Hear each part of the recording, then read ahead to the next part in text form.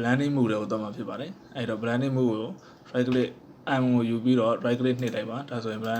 blend option ကိုသွားမယ်အဲ့နေရာမှာဘာမှမလုပ်သေးပါနဲ့ဒီနားမှာဒီ blend option နေရာမှာတိုင်းထားပြီးတော့ကျွန်တော်ကဒီ face opacity ပေါ့နော် face ဆိုဒီအလဲခေါင်းရှိတဲ့ဒီခေါင်းတွေကိုကျွန်တော်အကုန်လုံးကိုပေါ့နော်အဲ့ဟာကိုကျွန်တော်50ရာခိုင်နှုန်းလောက်50ရာခိုင်နှုန်းလောက်ကျွန်တော်ထားမယ်ပေါ့နော်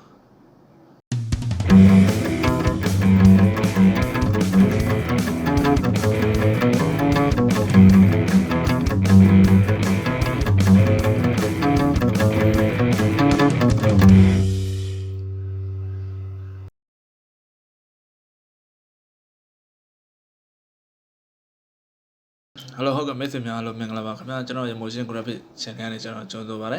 ကျွန်တော်ဒီကနေ့မှာတော့ကျွန်တော်မိတ်ဆွေတွေကိုကျွန်တော်အခုမြင်ရတဲ့အတိုင်းပါနော်ဒီ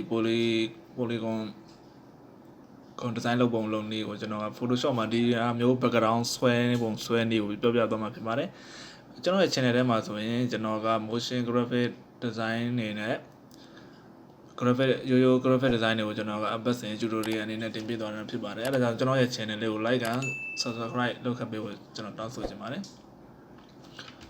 အဲ့တော့ကျွန်တော်တို့စလိုက်အောင်ပါဒီပုံလေးကိုကျွန်တော်ပြန်ပြီးလုပ်မှာဖြစ်ပါတယ်အဲ့တော့ဒီပုံကိုကျွန်တော်တို့ပေါ့နော် layer ထဲမှာ layer တစ်ခုကို copy ကူးတာ control J ပေါ့နော် control J ဆိုတာ layer တစ်ခုကိုပဲဥပမာဒီစာလုံးဒီ layer တစ်ခုပဲကျွန်တော် copy ကူးမယ်ဆိုရင် control J ကိုကျွန်တော်နှိပ်တယ်ဒါဆိုရင်ဒါမျိုးနှစ်ခုဖြစ်သွားပါတော့တနေရာတဲ့တစ်ထပ်ထဲမှာသူက control J လုပ်လိုက်ရင်တနေရာတဲ့တစ်ထပ်ထဲမှာ copy ဖြစ်သွားပါတော့အဲ့ဒါကို control J လုပ်တယ်ဒါ layer တစ်ခုကိုပဲ copy လုပ်တာပါတော့တကယ်လို့ဒီ image တစ်ခုလုံးကိုcopy လုပ်ချင်ရင်တော့ order id ဆိုပြီးကျွန်တော်လုပ်ရမှာဖြစ်ပါတယ်အဲ့တော့ကျွန်တော်ဒါဆိုရင်ဒီမှာတိုင်တဲ့တစ်ခုပေးပြီးတော့ပေါ့နော်ကျွန်တော်တို့ဒီမှာ name တစ်ခုပေးပြီးတော့ကျွန်တော်တို့ဖွင့်လိုက်လို့ရပါပြီအဲ့ဒီတော့ဒီကောင်ကို okay ပေးလိုက်မယ်ဆိုရင်ဒီဘက်မှာသူနဲ့ပုံစံတူတဲ့နော်ဒီဘက်ကတစ်ခုဒီဘက်က copy တစ်ခုဒီဘက်ကရောက်လာတာဖြစ်ပါတယ်ဒါက copy ပါဒါတော့ဒီကောင်က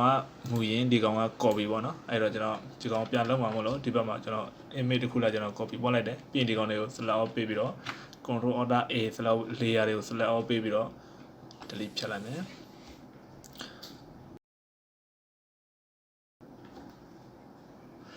အဲ့တော့ကျွန်တော်ဒီဘက်မှာပြန်စမယ်ဆိုရင်ဒီထဲက layer တွေကsorry ဒီ 2 box တွေကကျွန်တော်ဒီ polygon 2ကိုကျွန်တော်ယူလိုက်မယ်အဲ့ဒါမင်းတို့စီမှာမရှိဘူးဆိုရင်ဒီလို right click ထောက်ပြီးတော့ polygon 2ကိုယူပါပြီးရင်ဒီနေရာမှာကျွန်တော်ကဒီထောင်းက corner 6ခုပေါ့နော်ကျွန်တော်6ခုထားခဲ့ပြီးတော့ဒီလိုပဲ fit ဆွဲမယ်ရှစ် key လေးခံပြီးဒီလိုမျိုး fit ဆွဲတာဖြစ်ပါတယ် fit ဆွဲပြီးရင်ကျွန်တော်ဒီကောင်ကိုနည်းနည်းမို့ဒီလိုထောင်းလိုက်မယ်ပေါ့နော်ထောင်းပြီးတော့ဒီနေရာမှာဒီ stroke ကိုကျွန်တော်ပိတ်လိုက်မယ်ပြီးရင် stroke ကိုပိတ်ပြီးတော့ကျွန်တော်သူ့ကို blending mode ကိုတော့မှာဖြစ်ပါတယ်အဲ့တော့ blending mode ကို right click M ကိုယူပြီးတော့ right click နှိပ်လိုက်ပါဒါဆိုရင် blend option ကိုသွားမယ်အဲ့နေရာမှာဘာမှမလုပ်သေးပါနဲ့ဒီနားမှာဒီ blend option နေရာမှာတိုင်းထားပြီးတော့ကျွန်တော်ကဒီ face opacity ပေါ့နော် face ဆိုဒီအလဲခေါင်းရှိတဲ့ဒီခေါင်းတွေကိုကျွန်တော်အကုန်လုံးကိုပေါ့နော်အဲ့ဟာကိုကျွန်တော်50ရာခိုင်နှုန်း50ရာခိုင်နှုန်းလောက်ကျွန်တော်ထားမယ်ပေါ့နော်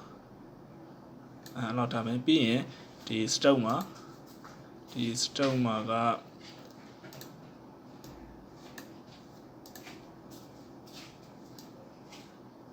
မှာကိုဒါတော့ something like that ပေါ့နော်ကိုကြက်တယ်လို့တခုထားမယ်အဓိကဖြစ်နေဖို့က outside မှာထားမှလည်းကျွန်တော်လောလောဆယ် inside မှာထားမယ်ဒီပုံစံလေးဖြစ်ပြီဆိုရင် okay ပေးခဲ့မယ်ပေးခဲ့ပြီးတော့ဒီ background layer ကိုကျွန်တော်ခဏ hide လိုက်မယ်ပေါ့နော်ဒီပုံစံလေးရလာမှာဖြစ်ပါတယ်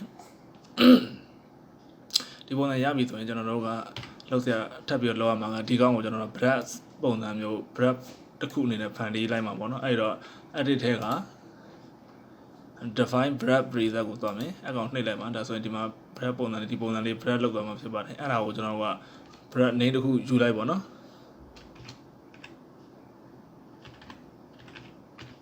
ဒါဆိုရင်ဒီမှာအောက်မှာ number လေးလည်းပါတယ်ပေါ့နော်အဲ့ဒီမှာထားပြီး okay ပေးလိုက်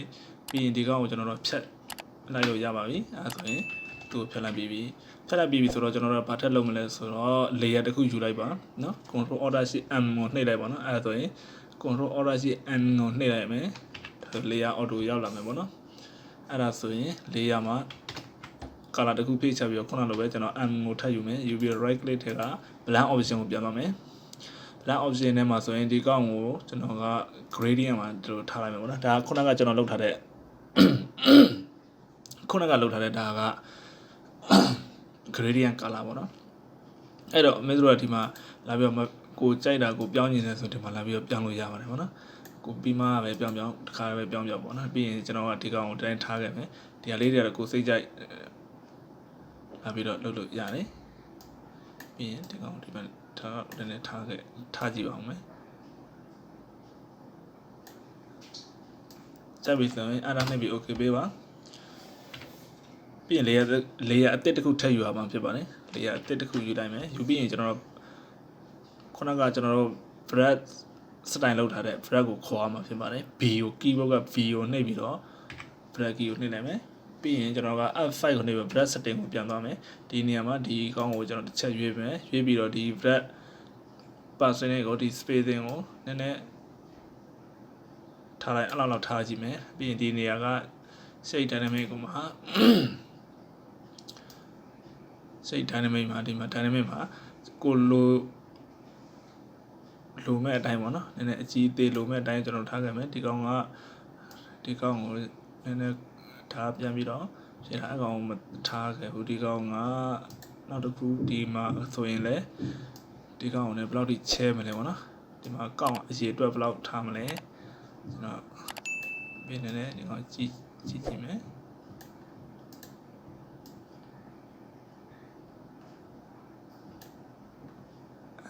ဒါတော့ဆိုမဆိုဘူးနော်အဲ့ဒါဆိုရင်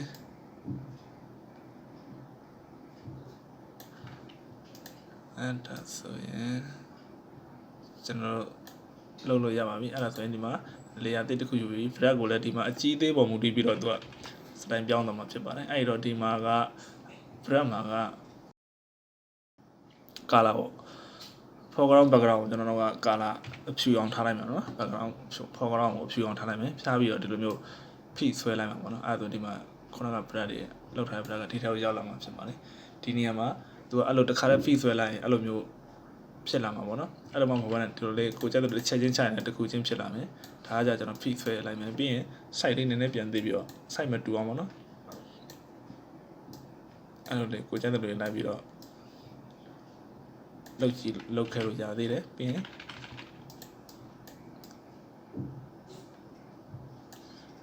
အဲ့လိုလေးထားကြည့်ပါရန်ရှုပ်ပွားရင်တော့မကောင်းပါဘူး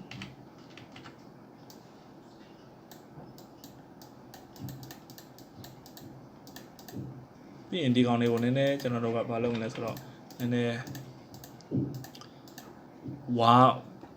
ဗလားထည့်ပြီးတော့နည်းနည်းဝါလိုက်မယ်ပေါ့နော်အဲ့တော့ filter တဲ့ကဗလားတဲ့က Gaussian ဗလားကိုတော့မယ် Gaussian ဗလားတော့ပြီးတော့သူ့နည်းနည်းဝါချမယ်နော်ဒါကိုပုံမူတည်ပြီးတော့ကိုချက်တဲ့လို့ဝါပါပြီးရင်layer တစ်ခုထပ်ယူလိုက်ပါအောင်မယ် layer ယူပြီးတော့ press site ကိုနည်းနည်းပြင်းမယ်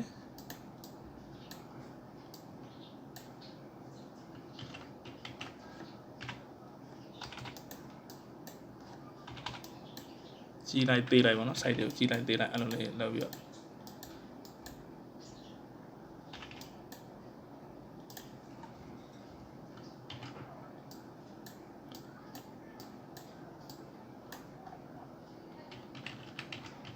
အရင်များတော့မဟုတ်ပါဘူး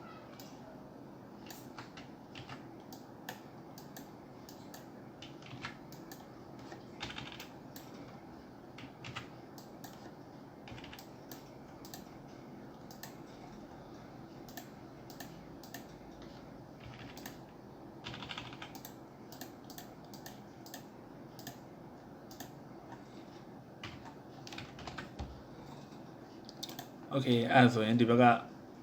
လို့ပေါ့နော်ကိုစိတ်ကြိုက်ပုံစံလေး design တစ်ခုရပြီဆိုရင်ကျွန်တော်တို့ကဒါဆိုရင်ဒီ background ပေါ်မှာကိုကြိုက်တဲ့ design တွေဒီမှာလာပြီးတော့ဆွဲလို့ရပြီပေါ့နော်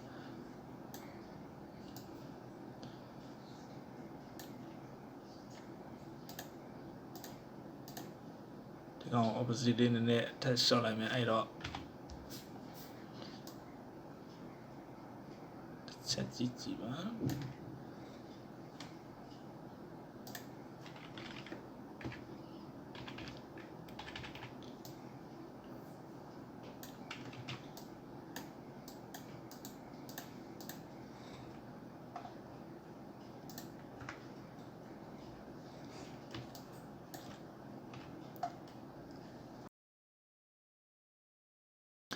ဒါကတော့ Photoshop ထဲမှာကိုကြိုက်တဲ့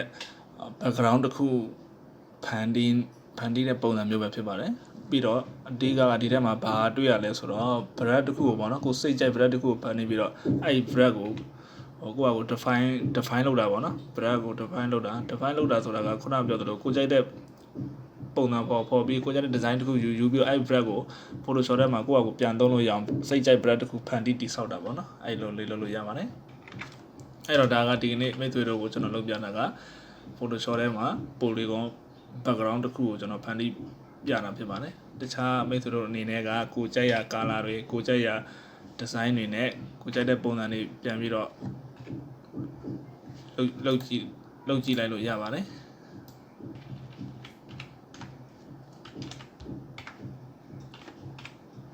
ဟုတ်ကဲ့အားလုံးကျေးဇူးတင်ပါတယ်ခင်ဗျာကျွန်တော်ရဲ့ဗီဒီယိုလေးကိုကြိုက်တဲ့ဆိုရင် like and share လုပ်ပေးဖို့တောင်းဆိုချင်ပါတယ်အားလုံးကျေးဇူးတင်ပါတယ်ခင်ဗျာ